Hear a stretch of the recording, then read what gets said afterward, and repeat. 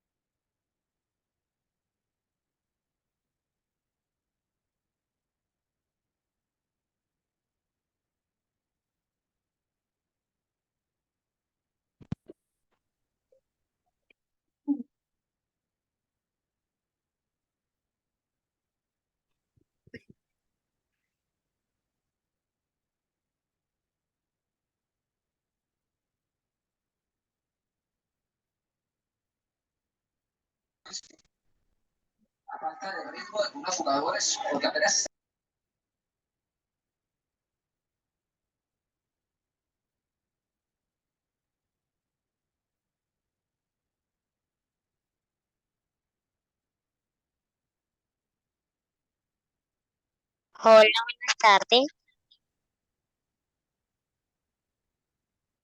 Buenas tardes. Buenas tardes. Ya entre unos minutos iniciaremos. ¿Listo? Por favor, mantener micrófonos cerraditos. Bueno, muchas gracias.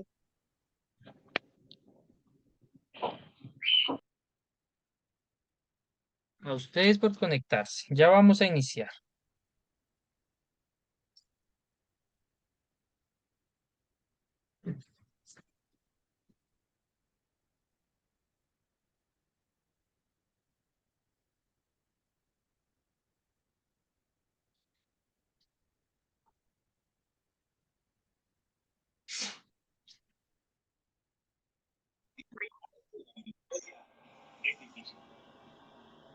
Todo eso podemos insistir en el pensamiento de alguien que tiene como última referencia.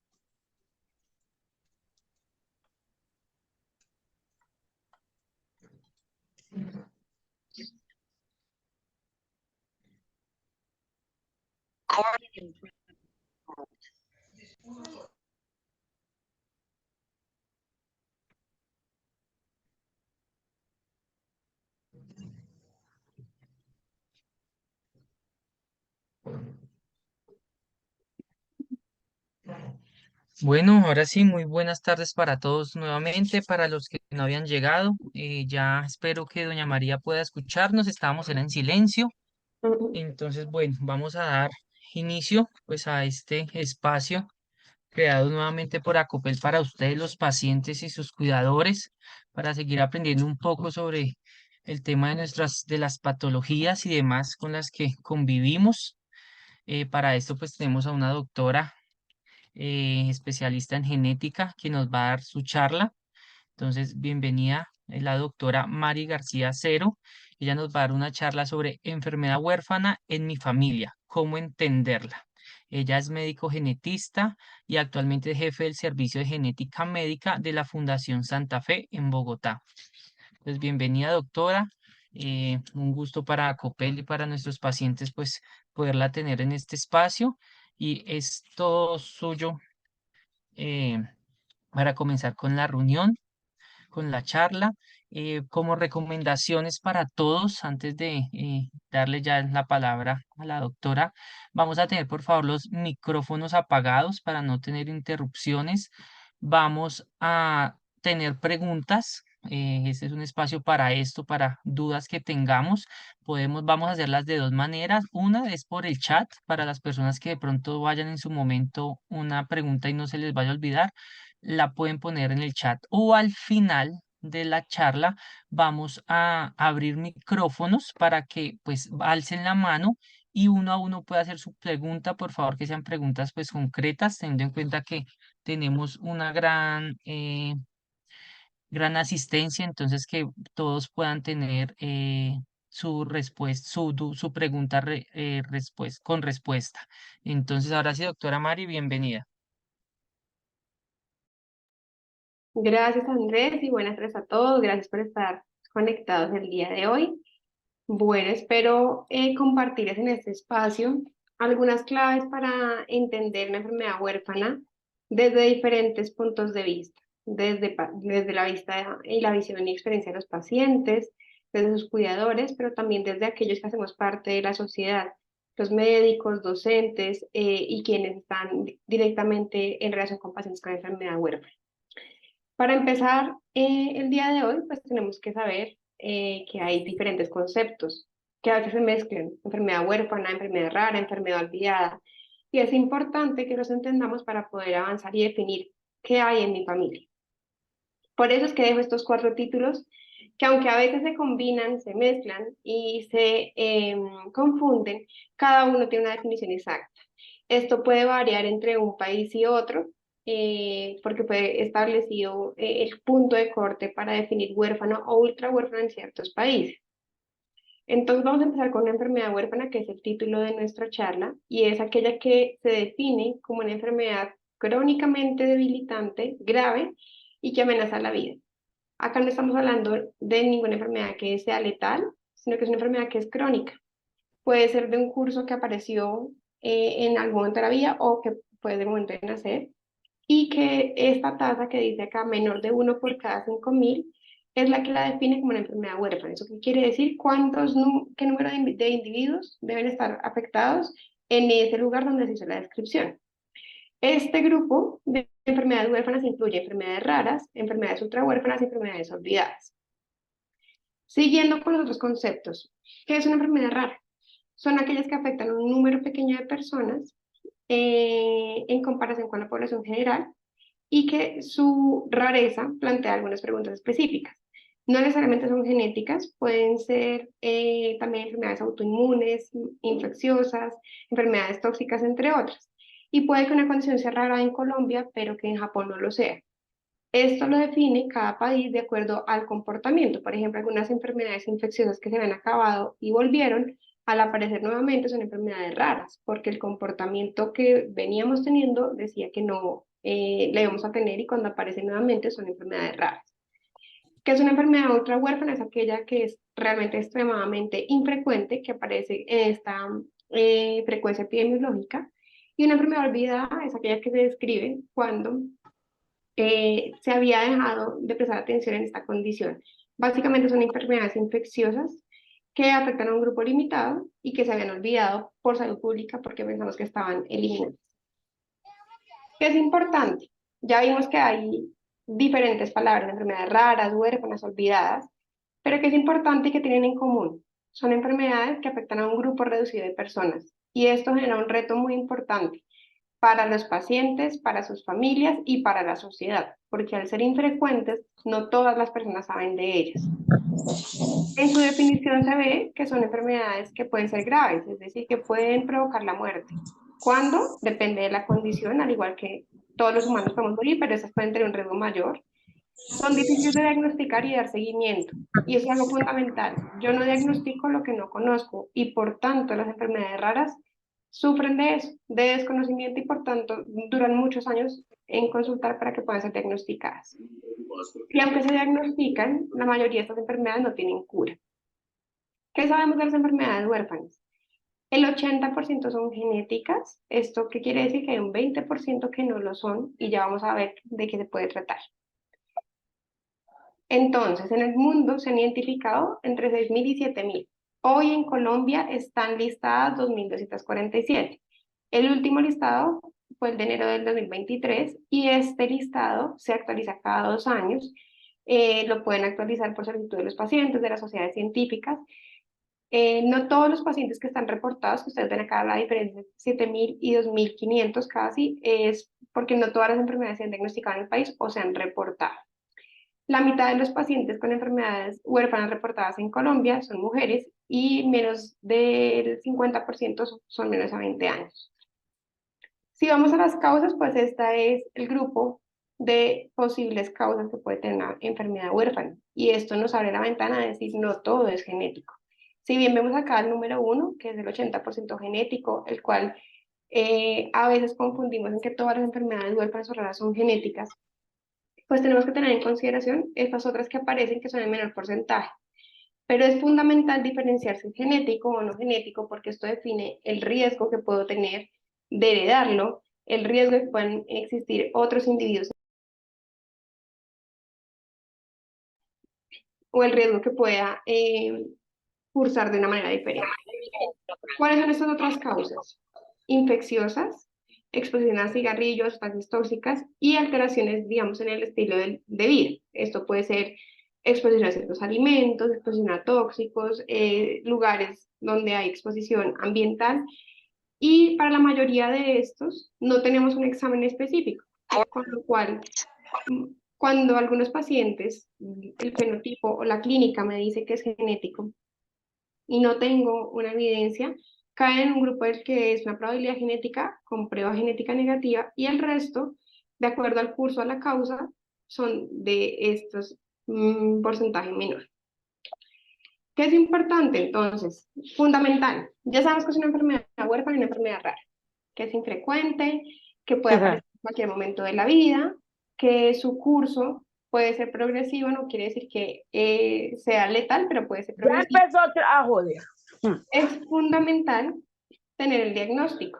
¿Por qué? Porque con el diagnóstico puedo saber todo de las condiciones, hacia dónde voy, cómo se trata, qué requiere de manejo, cuál es el riesgo de recurrencia en mi familia. El diagnóstico inicia por la sospecha clínica y es allí donde muchos pacientes se demoran. Parte de la educación de pacientes diagnosticados es educar a otros, tanto a sus médicos como a pacientes que puedan tenerla, en cómo reconocer una enfermedad para que este tiempo de diagnóstico que fue largo, en otras personas sea más corto. Pruebas específicas, y esto dependerá de la sospecha diagnóstica, por supuesto. Y test genéticos cuando se requiere y cuando es una enfermedad genética. Porque como ya vimos, no todas las enfermedades huérfanas son de origen genético. ¿Para qué es fundamental el diagnóstico? Para reportarlo. Y quienes nos acompañan desde Colombia, pues sabemos que en Colombia particularmente hay un protocolo del Instituto Nacional de Salud que es de enfermedades huérfanas. Esta ficha de notificación que permite identificar al individuo, reportarlo, y este reporte de enfermedad huérfana está acompañado de unos anexos que están disponibles en la página web, en el que dice, esta es la enfermedad, aquí aparecen los 2.300 que están listadas, dice qué especialistas la pueden diagnosticar, cuál es el tipo de prueba, es decir, de estos grupos que tenemos acá, si solamente es con un diagnóstico clínico, si es con un procedimiento o si se requiere una prueba genética. Por ejemplo, acá ustedes ven en esas condiciones, puede ser solamente la clínica y una radiografía. Esto para mostrarles que el diagnóstico no siempre se limita a una prueba genética. Depende de la condición y de la sospecha, e incluso hay enfermedades infecciosas que son huérfanas que se reportan y están listadas. Fundamental tener este reporte, porque esto nos permite reconocer a los pacientes. Sabemos que hay varios pacientes que pueden tener una condición huérfana, pero que no han sido notificados o que no sabemos su diagnóstico y los perdemos en el radar. El diagnóstico de identificar la causa, ¿para qué me sirve? Para evaluar el pronóstico, para definir opciones terapéuticas. Y con esto no me refiero a terapias específicas, a un tratamiento de alto costo. El tratamiento se refiere a tratar al paciente y cuidarlo. Y el cuidado implica el manejo integral, las terapias, cuidar al cuidador. Todo esto que hace parte de generar bienestar, que no necesariamente es un medicamento. Vamos a irnos hacia estas enfermedades huérfanas que tienen un componente hereditario, porque son las únicas que hay una hipótesis y hay una evidencia en las que yo puedo definir que hay un riesgo de recurrencia. Por ejemplo, para enfermedades infecciosas, para enfermedades asociadas a exposición a toxinas, a alteraciones del ambiente, yo no puedo establecer el riesgo de recurrencia. Entonces vamos a ir directamente a las enfermedades huérfanas de origen genético. Esas son el 80% de las condiciones huérfanas, y cuando yo identifico la causa, no basta con saber el nombre, el apellido de la patología, sino que tengo que saber cuál es el gen o dónde está ubicada la alteración. Entonces vamos a ir en detalle a los tipos de alteraciones.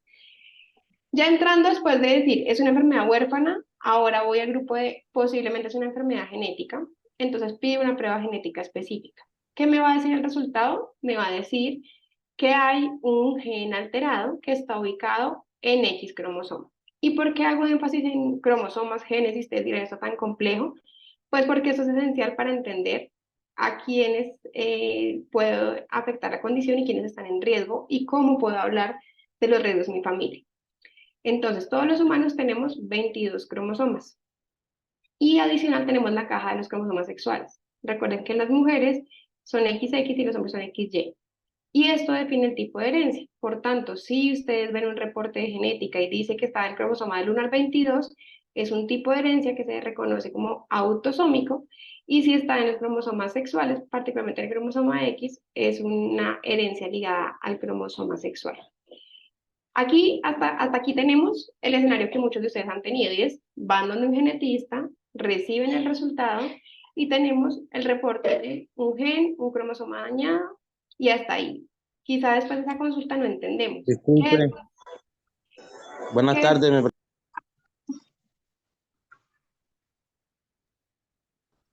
Buenas tardes. Las preguntas al final, por favor. ¿Qué es Listo. fundamental? Ok. Gracias.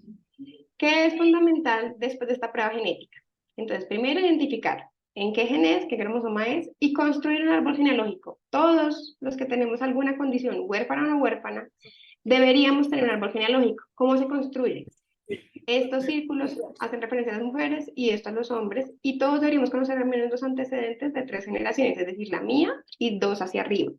Hacia el lado y lado, es decir, tíos maternos, tíos paternos. Esto que me permite definir, en primer lugar, la ascendencia, porque quisiera saber de dónde son mis abuelos, mis ancestros, y descartar que no haya algún parentesco entre familia de papá y mamá que me aumente el riesgo de enfermedad genética. Saber la historia familiar, y si esto estos síntomas que están presentes en alguno se están presentando de nuevo. Es fundamental que todos tengamos mapeado no solamente las fotos de la familia, sino también el árbol genealógico y que digamos, tengamos claro el tío que tuvo un infarto, a qué edad fue, era obeso o no era obeso, si tuvo cáncer, qué tipo de cáncer fue, si afectó niños, a qué edad empezaron los síntomas. De esta manera podemos anticiparnos sin una prueba genética a saber por qué línea de la familia hay compromiso y si también se presenta más temprano, comentarle a los médicos que hay este patrón en la familia. Fundamental, y hasta que no hemos hecho ninguna prueba específica, que todos tengamos esta historia, al menos cuando tengamos sospecha de enfermedad genética. Y vamos a entrar a los tipos de herencia. Recuerden que yo les decía, hay dos patrones grandes de enfermedades genéticas, las que se ubican en los cromosomas 1 al 22 o las que se ubican en los cromosomas sexuales. En las que se ubican en el cromosoma 1 al 22 es de herencia autosómica. Y vamos a definir que hay diferentes tipos de herencia autosómica. Cuando ustedes ven árboles genealógicos como este, en los que en cada línea de la familia hay un afectado, se llama herencia autosómica dominante. ¿Por qué? Porque hay un gen que domina y que cuando está dañado se expresa. ¿Qué pasa? En todos estos individuos, la alteración genética hace que se exprese la enfermedad. Y si ustedes ven, pasa de generación en generación. Acá no importa si es la mamá o el papá, ustedes ven acá afectados a hombres y a mujeres. Y usualmente se aparece en todas las generaciones. Si vemos acá cuál es la probabilidad de transmisión, es del 50%, porque ¿cómo se heredan estas condiciones? Cada individuo tiene 2 lápices. Cuando uno de estos lápices se daña, pues tiene el riesgo de pasar el 50% alterado a su descendencia y así en cada generación. Esto puede aparecer de nuevo, y es así como aparecen las enfermedades genéticas, es decir, que al azar, uno de los individuos, sea en esta generación o hace varias generaciones, se le daña un gen. Y de ahí en adelante, en cada generación, había un riesgo del 50% de heredar la enfermedad. Si ustedes ven en esta mujer, tuvo 4 individuos, de los cuales 2 fueron afectados y 2 fueron sanos. Igual en esta mujer, 4 individuos, de los cuales 2 fueron afectados. Entonces, ¿cuál es el riesgo de heredarlo en enfermedades autosómicas dominantes? Del 50%, como la moneda de cada diseño. Ejemplos de enfermedades autosómicas dominantes: acondroplasia, neurofibromatosis, síndromes de cáncer hereditario y enfermedad de Huntington, entre otras. Vamos a pasar a la herencia autosómica recesiva. Entonces, esta herencia autosómica recesiva es como la hipótesis del lápiz doble punta. ¿Qué quiere decir? Que yo requiero que las 2 puntas estén dañadas para presentar la enfermedad. Entonces, esta enfermedad se da típicamente cuando hay historia de consanguinidad. ¿Por qué? Porque todos los humanos tenemos genes dañados. Pero cuando yo me uno a otra persona, la probabilidad de que tengamos el mismo gen dañado es baja. Esta probabilidad aumenta cuando somos de la misma familia. Entonces acá, esta doble línea se resalta y es porque hay una consanguinidad. Estos 2 primos se unieron y cada uno era portador. Estos individuos eran sanos, pero tenían una punta dañada, un alelo dañado, y el riesgo de tener un hijo afectado es del 25%, es decir, de un individuo que heredara las 2 puntas dañadas. Entonces, en este caso, esta pareja tiene un 25% de tener un hijo afectado, o sea, 1 de cada 4 en la estadística, y el 50% van a ser portadores sanos como ellos. Recuerden que la gestación y la fecundación y la procreación no tienen memoria. Es decir, que la probabilidad del 25% no es acumulativa, ni la del 50%, ni la del 70%, ni la del 100%. Cada embarazo es un nuevo azar. Es decir, que yo en cada embarazo puedo tener 25% de riesgo de tener un hijo afectado, 50% de que sea portador o 25% completamente sano. En esta condición, si ustedes ven, no suele pasar de generación en generación. ¿Por qué? Porque yo requiero 2 daños en papá y mamá para poder hacer la condición. Ejemplos de esta condición: frecuente entre nosotros, fibrosis quística, enfermedades metabólicas como la fenilcetonuria, enfermedad de Gaucher, anemia de células falciformes o drepanocitosis. Ya con esto vimos los 2 mecanismos de herencia de la herencia autosómica, es decir, a que el gen está dañado entre el cromosoma 1 y 22. Recuerden que los cromosomas son como los edificios en los que habitan los genes. Si está ubicado en la dirección 1 a la 22, tiene 2 mecanismos de herencia, dominante o recesivo. Y si está ubicado en los edificios X o Y, tiene otro tipo de herencia que lo vamos a ver más adelante. Entonces, dada la complejidad de los cromosomas sexuales, les traje estas dos gráficas. Los hombres son XY y las mujeres somos XX. Entonces, acá cambia la herencia en el sentido de quién sea el portador de la enfermedad. En este caso vamos a empezar con una mujer portadora, en el cual tiene uno de sus cromosomas X dañados. Las mujeres por obligación siempre vamos a dar el cromosoma X, pero como tenemos dos, la probabilidad de heredar el cromosoma dañado es el 50%. Yo puedo heredar uno bueno o uno malo, como vemos acá, y dependerá del complemento que nos aporte el hombre, es decir, si nos da una X será femenino, si nos da una Y será un individuo masculino. En el caso en que la mamá sea la portadora, vamos a tener 50% de enfermos y 50% sanos. ¿Qué pasa si el hombre es el portador? Entonces el hombre, que es quien define el género final en el sentido y que él da la X o la Y, las mujeres acá vamos a dar la X sana. Si el hombre da la X dañada, pues todas las mujeres van a ser portadoras o afectadas al menos porque tienen una X dañada. La Y obligatoriamente siempre va a estar sana y por tanto los individuos hijos de este hombre van a ser sanos. Entonces, en herencias ligadas al X, voy a tener tanto a hombres como mujeres afectados, pero esto dependerá de quién es el que les da el alelo, es decir, quién les da el gen dañado. ¿Por qué? Porque el X lo tenemos tanto hombres como mujeres. Usualmente las enfermedades ligadas al X hay dos tipos, dominante y recesiva. Dominante, recuerden que es un gen que requiere solamente un daño para hacer la enfermedad. Cuando son dominantes, usualmente en los hombres no se manifiestan porque son letales y en las mujeres sí se manifiestan. Ejemplos de esta: raquitismo fosfatémico, síndrome de Rett e incontinencia pigmentia. Vamos a pasar ahora a la herencia recesiva ligada a X. Recuerden que la herencia ligada a X es donde está el gen. Entonces el gen, si dice ligado a X, está en el cromosoma X. Si es dominante o recesivo, es la manifestación o el tipo de enfermedad.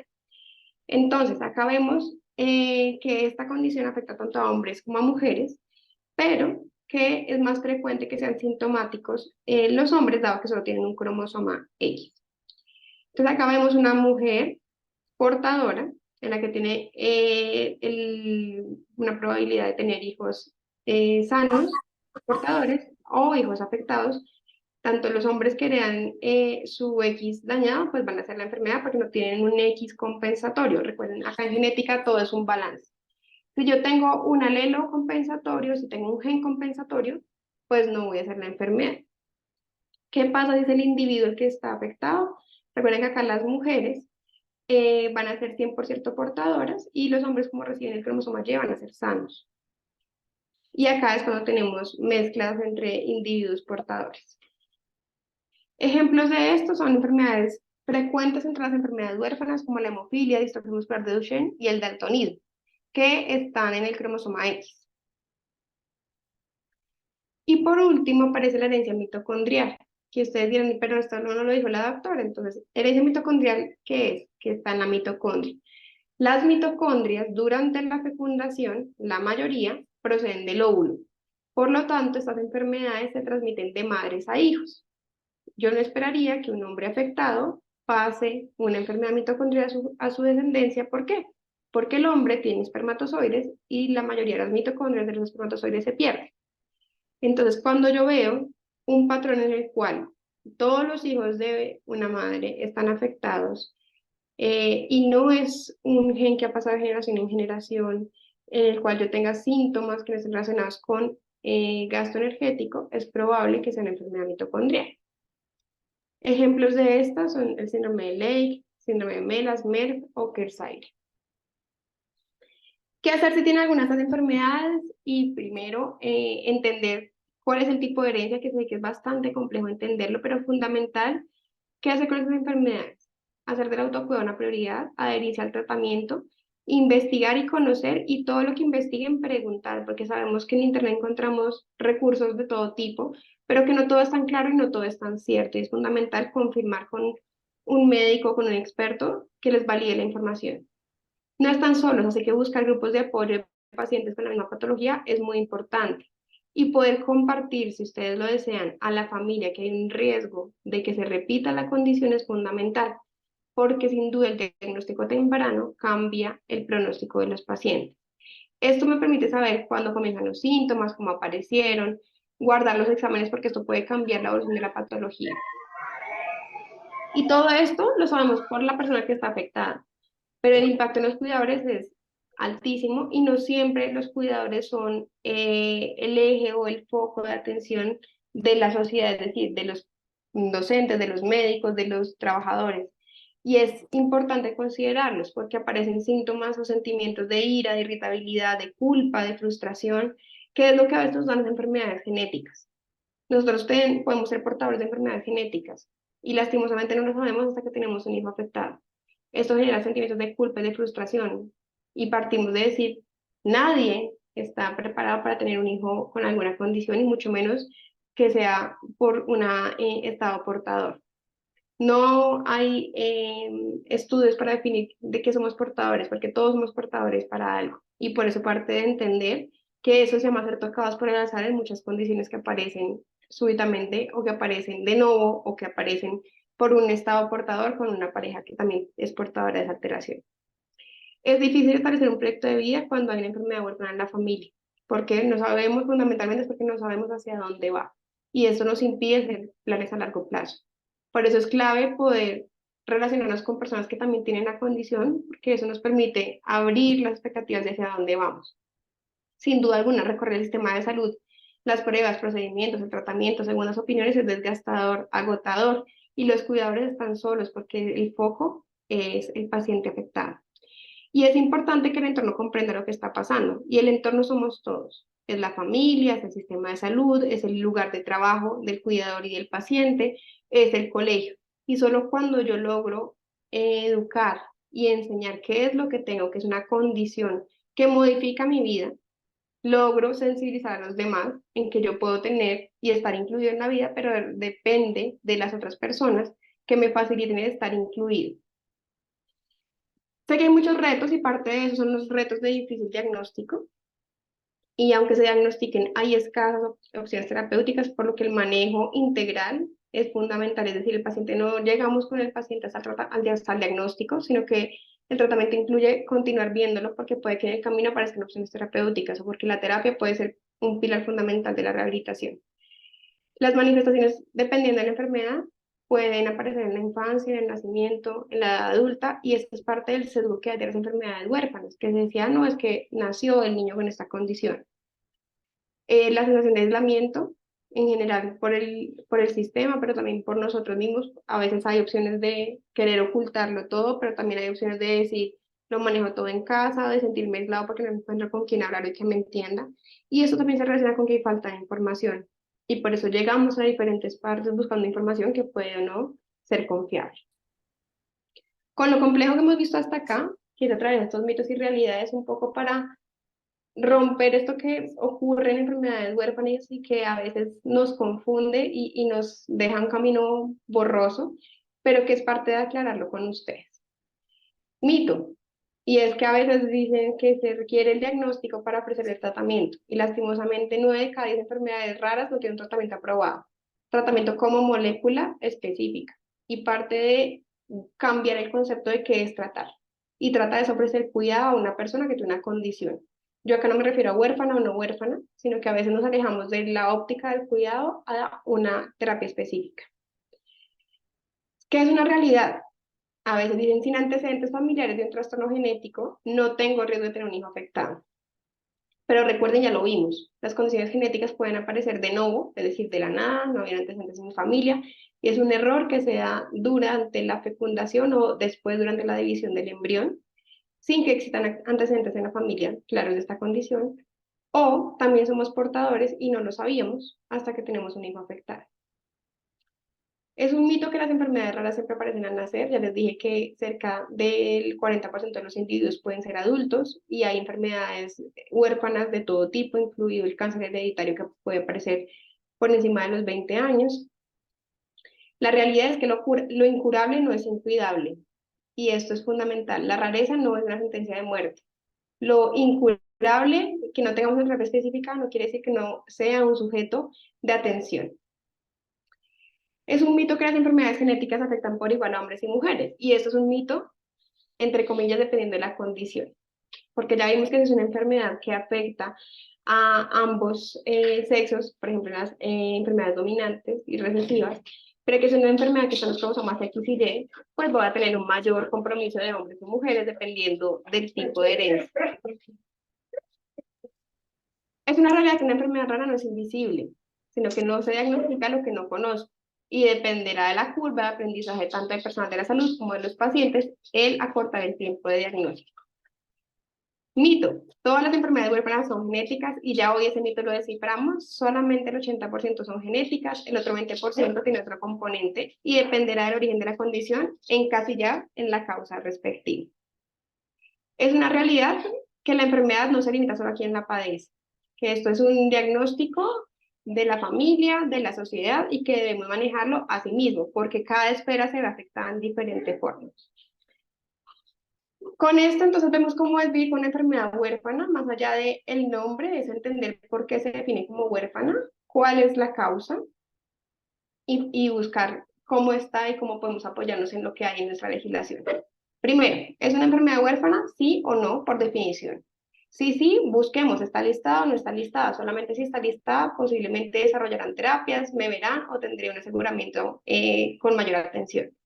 Si está listada, ¿estoy reportado, sí o no, en Civigila, en el protocolo de enfermedades huérfanas? ¿Cuál es la causa?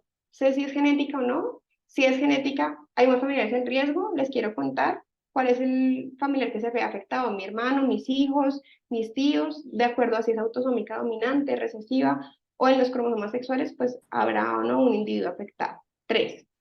¿Cómo es la evolución? Muchos de los pacientes de enfermedades con enfermedades huérfanas no saben cuál es la evolución. Claro, está escrito en los libros, en ciertos reportes, pero solamente cuando tenemos experiencia local, tenemos grupos de pacientes internacionales o grupos de pacientes locales que nos cuentan cómo va la historia, pues sabemos hacia dónde va. La historia de muchas enfermedades genéticas se escribe en el día a día, y por ende vamos cambiando en la medida que va pasando el tiempo. Tengo que buscar evidencia, factores pronósticos. Muchas enfermedades se modifica el curso de la enfermedad de acuerdo al tratamiento que yo instaure. Y esto solamente se escribirá en el tiempo de algunas enfermedades genéticas, pero además con el apoyo de pacientes con esta condición podré saber muchas veces hacia dónde voy. 4. Y es viviendo con. Si yo ya sé que tengo una enfermedad huérfana, mi deber es adherirme a recomendaciones médicas, anticiparme.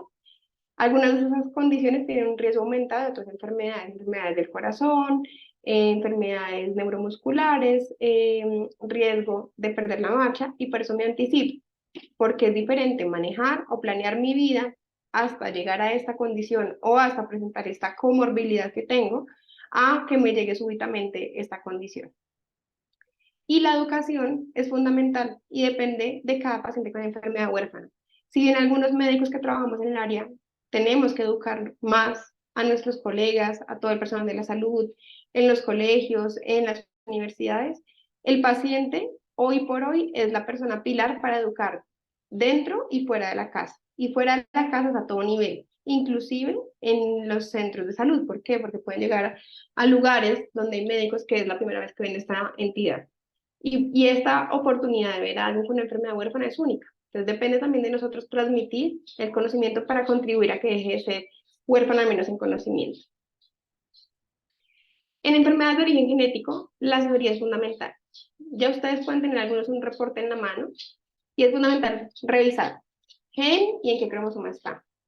Y hablar con su médico, a decirle a quién se estudia, cómo se estudia. Tiene que ser un examen tan grande como el que me hicieron originalmente, que se demoró algunos meses, o puede ser un estudio de mutación dirigido, solamente buscar la causa de la enfermedad.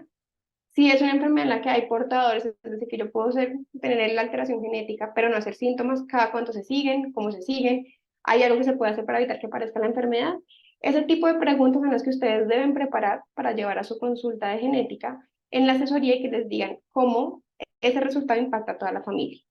Todo esto se hace enmarcado en la autonomía del paciente. ¿Por qué les digo eso y los pongo en mayúsculas? Porque nosotros como médicos solamente actuamos dentro de lo que ustedes nos nos permiten. No vamos a ir a contarle a toda la familia, a su jefe, a los profesores que hay cierta enfermedad genética. Esto es un acuerdo de la relación médico-paciente, en el que, de acuerdo a lo que ustedes decidan, nosotros les decimos hacia dónde vamos, si quieren que seamos la fuente, la herramienta para contarle a los demás de esta enfermedad genética. Y esto también está relacionado con las recomendaciones éticas. Yo no voy a diagnosticar a un niño de una enfermedad que aparece a los 50 años porque no tengo nada para ofrecerle en ese transcurso del tiempo. Y parte de esto es la asesoría genética en decir qué está indicado, en qué momento y cómo se estudia. Esto que no pretendo que lo lean, solamente fíjense en las imágenes, hace parte de una campaña publicitaria de cómo visibilizar a pacientes con enfermedades huérfanas. Y es que los pacientes en general se sienten aislados y solos. Los síntomas pueden transcurrir mucho tiempo, que esto hace que lleven esta carga de síntomas y consulten en diferentes ocasiones con diferentes especialistas. En la sociedad, la inclusión quizá pueda ser difícil. Las mujeres pueden verse impactadas tanto por el hijo afectado o los papás también por el hijo afectado dentro de su familia y en la sociedad. Conseguir la independencia y estos niños que son diagnosticados tempranamente, la transición hacia la adultez es compleja, no solo porque pierden sus médicos tratantes, sino porque también cambian a una esfera completamente diferente en la que explicar que se vive como una enfermedad huérfana es posible en la adultez, pero que tengo que entenderla. Hay retos en la empleabilidad, en iniciar una familia, en decidir cosas a futuro. Y por supuesto, todos contribuimos a que este mundo sea más inclusivo para todos y que las personas con enfermedad huérfana lo único que tengan de barrera sea la condición y no la inclusión. Con esto les quiero decir, en varias de las condiciones huérfanas que vemos, autoinmunes, infecciosas, genéticas con un componente de no, vivimos con el reto de ser tocados por el azar. Y es que en algunos de esos pacientes no había una probabilidad de que esto pasara. ¿Cómo vivimos en este reto de ser tocados por el azar? Reconociendo y entendiendo qué es lo que tenemos, educándome y educando a los demás, porque sin duda alguna el paciente tiene que conocer sus síntomas, saber qué le pasó, para poder conocer cuando hay banderas rojas de riesgo, descompensación de la enfermedad. Preguntar. Los médicos estamos para que nos pregunten, para que resuelvan todas las dudas, para que todo lo que encuentren, que sea en una fuente de la cual no saben si es confiable o no, lo validen. Y compartir lo que sea confiable, compartir experiencias con los demás pacientes. Y anticiparse a riesgos, tanto a riesgos de que se vuelva a repetir la enfermedad, como a riesgos de que la evolución de la enfermedad pueda traer nuevos cambios que yo no esté preparada para ellos.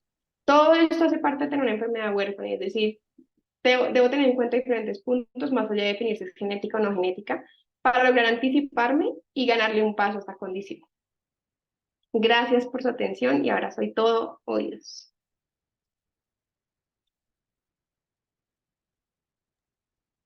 Bueno, muchas gracias, doctora Mari García, por esta charla de muy buenos conocimientos. Muchas gracias por esas recomendaciones.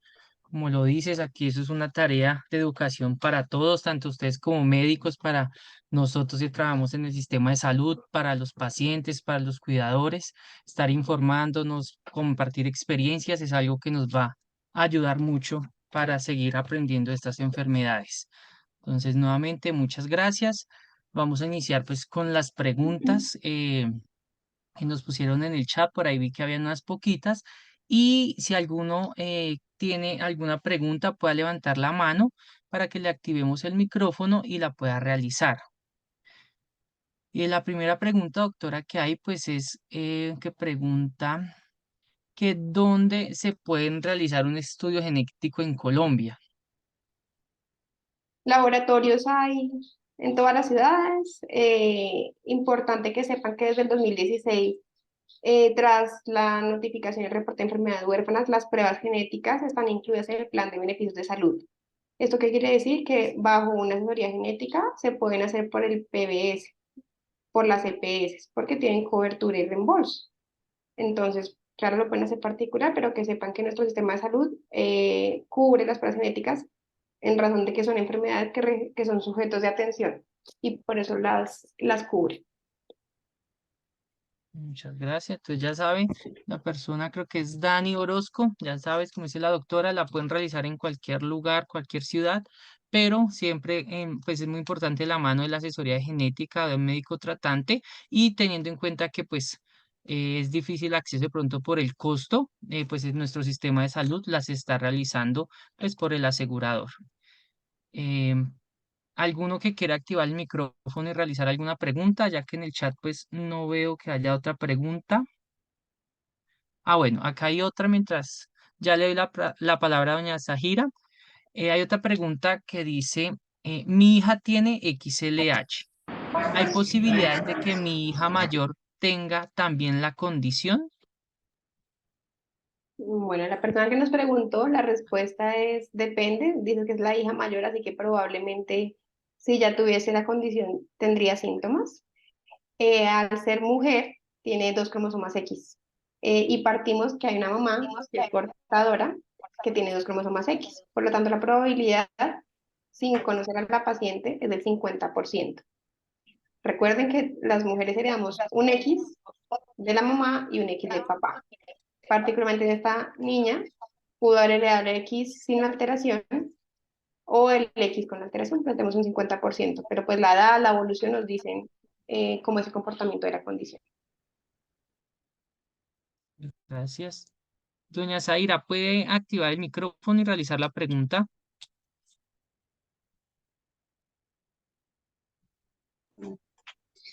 Hola, buenas tardes. Buenas Buenas tardes. Siga. tardes. Doctora, mira, lo que pasa es que yo tengo una niña de 5 años, hace 2 años fue diagnosticada como copolisacaridosis. Ella tiene síndrome de Morquio 4A. Pues la genetista, ella ya obviamente está con el reemplazo enzimático hace más o menos año y medio. Pero mi pregunta en concreto es, la genetista en su momento me explicaba que normalmente en este tipo de diagnóstico ellos siempre son recesivos heterocigotos, pero ella me explicaba que el de la niña es heterocigoto compuesto. Entonces yo quería saber, en este caso quiere decir o sea, cómo se obtuvo, o es más fuerte o es menos fuerte, o qué pasó ahí en ese lado que el de ella, digamos, es distinto al de los otros. Bueno, Sahira, gracias por la pregunta. ¿Qué significa heterocigoto? Entonces hay dos palabras fundamentales para diferenciar. Hetero significa diferente, homo significa igual. Cuando ustedes escuchan palabras como enfermedad por una alteración homocigota, ¿qué quiere decir? Que en los dos alelos es el mismo cambio. Esto ocurre más en pacientes con historia de consanguinidad. Cuando yo tengo enfermedades recesivas en las que hay dos daños, pero es heterocigoto, es decir, que un daño es diferente al otro, esto puede ocurrir por dos cosas. Uno, porque la pareja, los padres, son portadores de daños diferentes en los genes y por eso se da hijos afectados con enfermedad recesiva, heterocigota compuesta. O también se puede dar porque hay un daño que sería de uno de los padres y por el azar en el otro gen que debería estar bueno se daña. Espontáneamente aparece un error. Entonces acá tendríamos que ver cómo están los papás en este caso, si son portadores o no, para definir el riesgo. El componente heterocigoto u homocigoto no define la severidad de la enfermedad, lo define el tipo de alteración genética. Tendríamos que verlo en detalle, pero es básicamente la asesoría depende de cómo esté el estatus portador de los papás. Ya, porque pues en el caso, pues sí, obviamente el inicio en el diagnóstico, lo primero que hacen es como ese tipo de preguntas, que si somos familia y todo el cuento, y pues la verdad no, ni somos familia, y pues en nuestra familia, ni en la de él, ni en la mía ha habido antecedentes de ese tipo de enfermedad o de diagnóstico.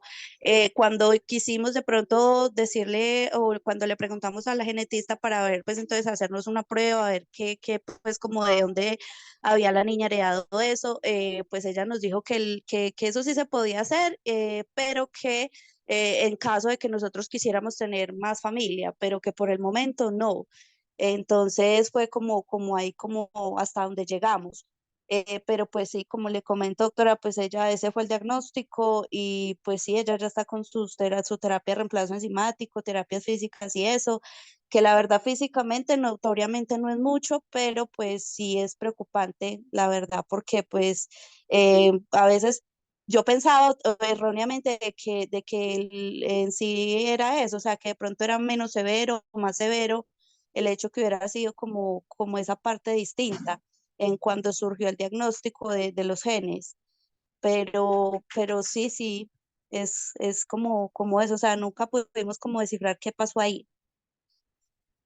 Ustedes lo pueden descifrar si lo quisieran, si hay otros individuos en riesgo de volver a tener la condición. Y con esto me refiero a hermanos de cada uno.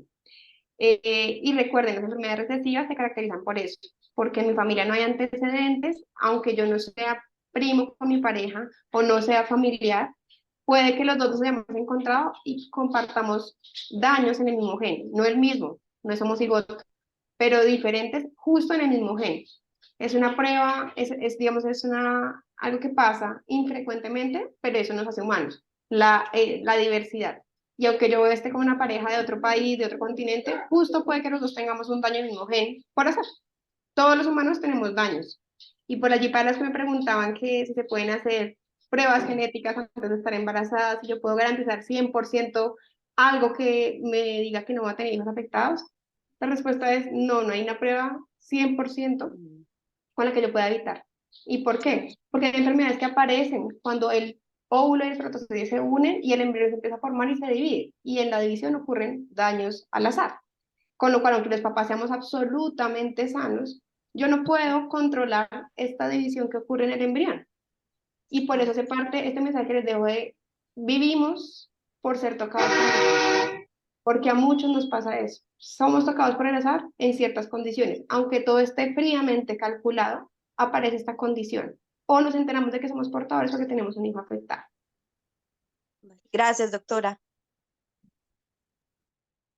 Gracias, doctora. Bueno, seguimos, hay bastanticas preguntitas. Una pregunta que dice, ¿se conoce algún caso en déficit de lipasa Inicio, ¿se acuerda? Que ella me había dicho. en el tiempo la enfermedad haya desaparecido o no? Y si la paciente llegase a tener hijos, ¿puede adquirir la enfermedad?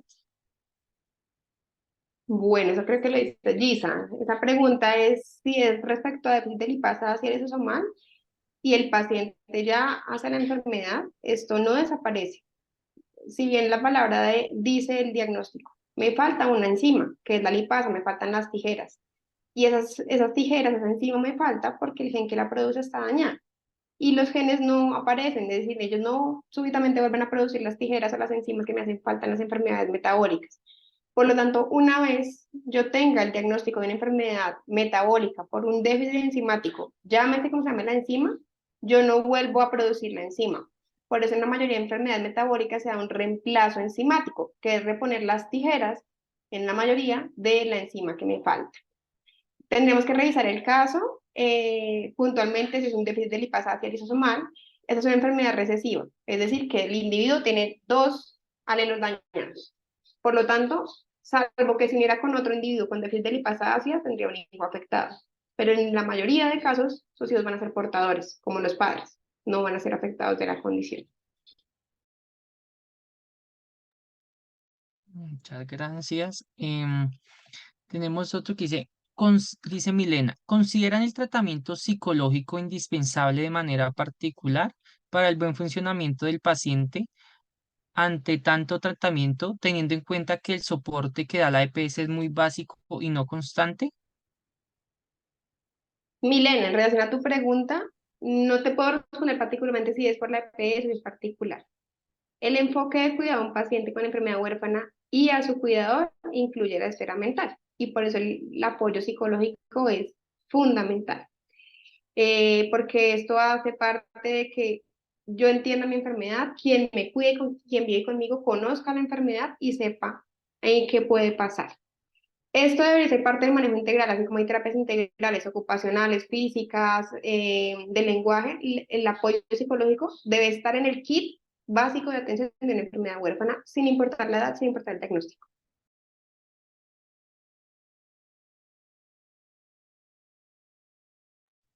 Dice Darly Ibarra, buenas tardes. Una pregunta. ¿Una mujer con MPS podemos tener familia? Sí, por supuesto, todos los humanos podemos tener familia, no importa, y se encuentra con una genetista que no le pone barreras a los pacientes con enfermedades huérfanas. No importa qué condición tenga. Hoy por hoy hay técnicas de fertilidad que incluso te permiten hacer selección de embriones libres de la enfermedad. Entonces, aunque sea el panorama muy complejo, si los dos somos portadores, si yo tengo una enfermedad ligada a X, dependerá de conocer cuál es el riesgo de que se vuelva a heredar. Todos podemos tener hijos.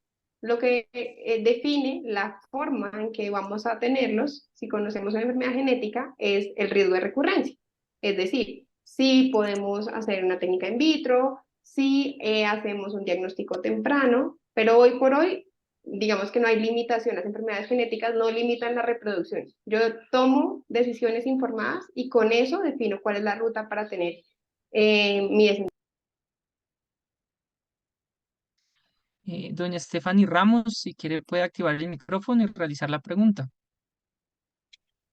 Sí, bueno, muchísimas gracias, doctora. Pues, y yo quería preguntar, es que yo tengo el caso de una tía, ella hace ya va para como 12 años que le diagnosticaron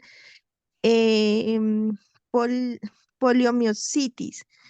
Y pues también quería saber si de pronto hay fundaciones o más de apoyo, porque pues ella es la cabeza de hogar y pues sus dos hijos son quien más en estos momentos están teniendo como el cuidado de ella. Y no, porque yo pues, mi familia somos más de Caquetá, ellos están ubicados más en la ciudad de Bogotá y sentimos de que también es un proceso para ellos muy duro y nos, o sea, el sistema también de salud, pues el tema psicológico, pues casi no lo acobija a ellos y ellos, mi tía tiene 42 años y mis primos tienen 22 y 20 años. Y esa es una responsabilidad, pues siento que muy grande, que yo creo que también cómo hacer o qué red. Ay, de hecho, yo me enteré fue por una aplicación de liking de este escenario que me parece muy importante porque además mi tía, pues durante esos 8 años, ella estuvo embarazada hace, hace 3 años quedó embarazada y la bebé pues la cuida mi mamá porque pues mi tía no puede por la condición en la que se encuentra. Entonces quisiera preguntar uno, las redes y dos, pues qué tratamientos realmente hay para esa enfermedad porque a ella lo que nos ha dicho es que la tienen en un tratamiento como si tuviera cáncer. Entonces, pues hay muchas preguntas pues quería dejar como por el momento ahí, les agradezco mucho. Bueno, Stephanie, gracias por tu pregunta. Así como veo, Magnolia nos dejó un mensaje si sabemos de si hay otras personas con síndrome de Lennox-Gastaut. Parte de estos encuentros es eso, darnos a conocer. Quizás, así como Stephanie preguntó, como Magnolia preguntó, hay otros pacientes con enfermedades huérfanas o con la misma condición. Y es fundamental, yo acá me tomo la palabra y le dejo a Andrés y al equipo de ACOPEL la tarea de que si, quizás les puedan preguntar a ellos si hay otras personas con la condición dentro de la asociación, para que se puedan poner en contacto, para que puedan hacer una red y que esas preguntas que a veces tenemos de paciente a paciente las puedan resolver. Respecto a lo que nos cuentas, no solamente estos grupos de apoyo son para decir qué pasa con la enfermedad, hacia dónde va, cómo los tratan, sino que el haber vivido con una enfermedad huérfana hace muchos años y también ahora nos da un poco, digamos, de conocimiento de la ruta del sistema. Y es allí donde también te puedes apoyar, porque parte de entender qué es vivir con una enfermedad huérfana es cómo sorteo el sistema de salud, a dónde tengo que ir, qué puertas toco, cómo se notifica, qué médicos me deben ver, a qué tengo derecho, cuáles son mis deberes. Entonces, creo que este es el espacio y llegaste al lugar correcto en el sentido de que puedes apoyarte en ciertas dudas que hay al ser diagnosticados con una enfermedad huérfana y cómo se cobija a los cuidadores. Es decir, el cuidador puede pedir qué cosas, el apoyo que se pueda pedir de la enfermedad. Respecto al manejo, seguramente es un medicamento biológico porque es una enfermedad inflamatoria, pero pues tendrías que resolver las dudas con el médico tratante. Hay diferentes esquemas de tratamiento para la polimiositis. Y hay diferentes causas también, entonces tendrían que revisar en detalle y que estas preguntas que yo les decía, cuando yo con una enfermedad huérfana, ¿es o no huérfana? ¿Está reportada, sí o no? Porque esto me facilita sortear el sistema de salud. ¿Es genética o no es genética? Si es genética, ¿cómo se comporta? Bueno, doctora, vamos a realizar dos preguntas más. Una que tengo pues por aquí que es, ¿cuáles exámenes de compatibilidad genética me puedo realizar antes de quedar en embarazo? Sé que has hablado, pero han hecho mucho énfasis como en esta pregunta. Pues a quien hizo la pregunta me encantaría preguntarle qué es la compatibilidad, ¿cierto? Porque es que la compatibilidad genética es un término que se confunde con diferentes cosas. Entonces yo puedo tener compatibilidad en el genio, compatibilidad porque venimos de diferentes ciudades, compatibilidad de tipo de sangre, que también se confunde con que somos incompatibles y somos A negativo y O positivo. Entonces, así como dijimos, la enfermedad huérfana tiene mitos y realidades, eso que hablan de compatibilidad también tiene mitos y realidades.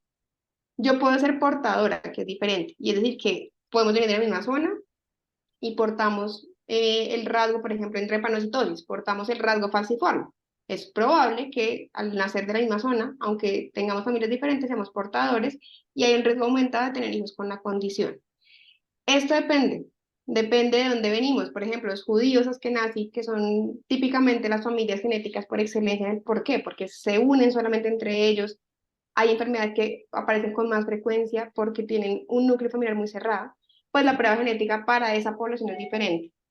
Como les dije, pruebas perfectas antes de quedar en embarazo, no las hay que sean todas informativas. Yo debería hacer un test de portadores si tengo un riesgo de portar la enfermedad, si hay antecedentes en mi familia o si soy de la misma zona con mi pareja, si hay antecedentes de abortos o pérdidas a repetición o infertilidad, deberíamos hacer un cariotipo, pero cada prueba genética tiene una indicación. El hacer todas las pruebas disponibles no nos garantiza que voy a tener un hijo sin una enfermedad. Recuerden que hay un porcentaje de enfermedades que aparecen de nuevo. Y el no tener antecedente no quiere decir que no lo vayamos a tener, porque esa es la historia de muchos de los que estamos acá. Muchas gracias. Bueno, voy a hacer la última pregunta, doctora. Dice, ¿los lipomas de la neurofibromatosis, si se operan, vuelven a salir? Mm, ahí creo que debemos clarificar porque las lesiones en neurofibromatosis son neurofibromas, no son lipomas. Que quizá el diagnóstico inicial puede que sean lipomas porque son masitas que aparecen en las extremidades, en el tórax, en la cara, que son de un aspecto blando y se confunden con lipomas. Algunos pacientes incluso se diagnostican porque los quitan y en la patología llega que es un neurofibroma. Neuro quiere decir nervio, fibroma masa del nervio. Por ende, si yo quito un neurofibroma, el nervio va a estar siempre, porque lo necesito para que se muevan mis músculos, la probabilidad de que vuelva a salir es alta, porque la proteína, que es la neurofibromina, que es la que está dañada, pues va a hacer que vuelvan a crecer. Idealmente, no se operan, salvo que estén en un sitio que genere un riesgo o que tenga un crecimiento acelerado en el cual yo deba quitarlo porque voy a tener un compromiso funcional de la extremidad de la cara, de las manos, y por eso es una indicación. Pero en general los neurofibromas se vigilan y solo si son dolorosos o generan alguna alteración funcional, se opera, con esa condición de que pueden recurrir. Andrés, antes de que finalices, quizá yo voy a responder la primera pregunta que dice de Milena, y es Claro cómo que sí, hacer doctora. para que los pacientes no se sientan, que los pacientes obviamente no se sienten cómodos de contar socialmente sobre la enfermedad y cómo educar a otros porque es un tabú. Y esa pregunta es muy buena porque es el principal reto y es cómo yo me aíslo yo solo. Y es, me dan un diagnóstico, si fue la cita solo no soy capaz de contarlo en mi casa. Y eso le pasa a muchos pacientes. Entonces, claro, me instruyo, leo y tengo que saber. La mayoría de estas enfermedades no son letales en el sentido en que tenga una muerte muy pronto, pero sí voy a vivir con ella mucho tiempo. Y al vivir con ella tengo que compartir que puedo tener una condición que me acompañará el resto de mi vida. Entonces, partir de decir, somos huérfanos, pero no solos.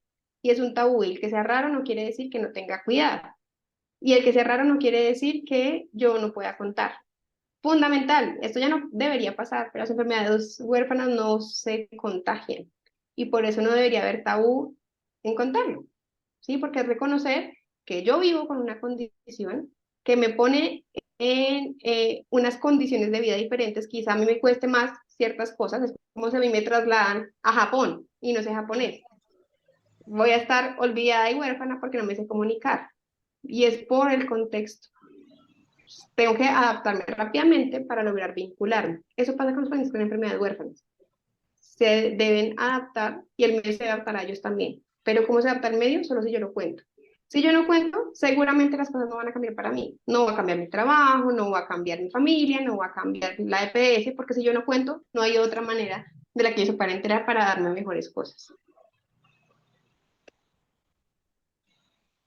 Listo, doctora, sí, la verdad te me adelantaste, era algo que te iba a pedir como para terminar, que qué podía pasar con ese tema de educación, ese tabú que tienen los pacientes, sus familias en cuanto a esto, entonces era ahí, pero creo que ya no la respondiste, nos diste un adelanto, no la iba a dejar pasar, entonces muchas gracias.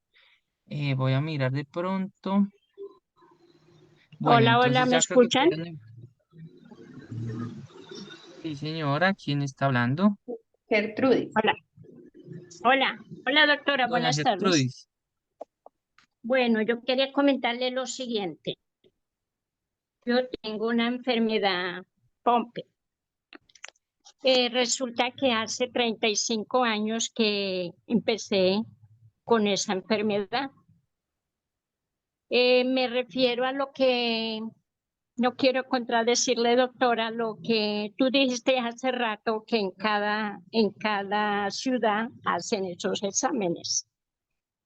Lo hablo por mí, ¿ya? Porque yo desde un principio yo empecé a ir al médico y a mí me decían que tenía neuropatía, ¿ya? Los médicos me decían, para eso no hay cura, para eso no hay tratamiento. Como le digo, y hace 7 años llegué a manos de un especialista, de un fisiatra, y él desde que me vio, me hizo preguntas, me dijo, permítame tu historia. Él de una vez, él me dijo, tú no tienes esa enfermedad. ¿Tú quieres que le haga unos estudios más avanzados? Le dije yo, claro, doctor, lo que usted pueda hacer por mí, porque en realidad los otros médicos que me han atendido, pues me dicen que es esta enfermedad. Entonces, lo que yo quiero aportarle es que, no sé cómo tú nos comentaste que en toda la ciudad, pero en mi caso yo soy de Cúcuta, norte de Santander, y en estos momentos estoy viviendo en Sincelejo. Como le comento, yo siempre que iba al médico me mandaban era para el laboratorio, normal, pero no, en estos casos hay que hacer unos estudios más avanzados. Lo digo porque a mí me pasó. Quería comentarle eso, doctora. Gracias, señora Gertrudis, por contarnos su experiencia. Sí, esto ha cambiado. Anteriormente solamente las pruebas estaban disponibles en ciudades capitales, pero el sistema de salud ya tiene laboratorios de referencia, es decir, que se toma la muestra en ciudades alejadas y se remite para procesamiento en ciudades capitales o incluso fuera del país. Lo importante es el diagnóstico y la prescripción. Si alguien les prescribe una prueba genética, el prestador, su EPS, va a buscar un laboratorio red donde se pueda tomar, sea en la zona de residencia o van a un lugar donde les indique. Pero por flujograma de atención deberían habilitar ese punto para toma del estudio. Gracias. Bueno, doctora Mari, creo que con esa última pues concluimos esta grandiosa charla, esta asesoría de genética, de familia. Muchísimas gracias, doctora, pues de parte de Acopel, de parte de los pacientes. Como te das cuenta, tenemos muchos mensajes de agradecimiento.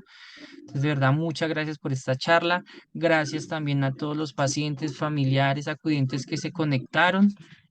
Para darles 2 tipos de información. La primera es que dejamos un link de satisfacción para que puedan pues calificarnos, para mirar también qué otras reuniones, como saben, estamos haciendo desde Acopel para seguir educándonos en los temas de nuestras enfermedades. Entonces, no, muchísimas gracias a todos.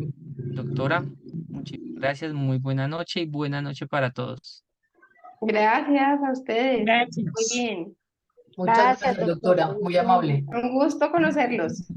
Gracias. Gracias, doctora. Gracias. Muchas gracias. Qué pena llegar hasta este momento que llamamos a renunciar a la llamada. ¿Sí me escu-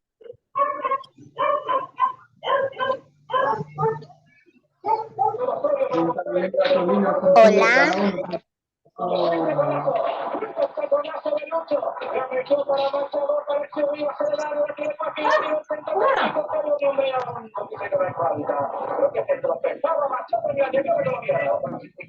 La única manera de que las pelotas lleguen al área con algunas posibilidades a través del organizamiento de cuantía cuadrada. Doctora, disculpe, yo hablarle en estos momentos que ya se está terminando la reunión. ¿Me escuchan? Ya se acabó la reunión. Ya no está la Ah, doctora. qué pena. Buenas tardes para todos, Dios los bendiga.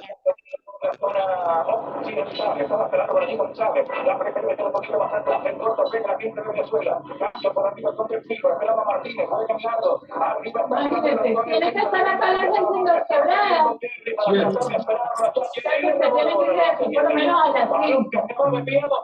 Tengo que a las 5 es temprano, es tarde. Tarde porque si sabes que mi tiempo ahí por las 5 y estar a las 7 en el largo. Y salen a las 9. Pues a las 9 ya no es vacío. Pero imagínense bajar y subir vacío. Por poquito, póngale por ahí.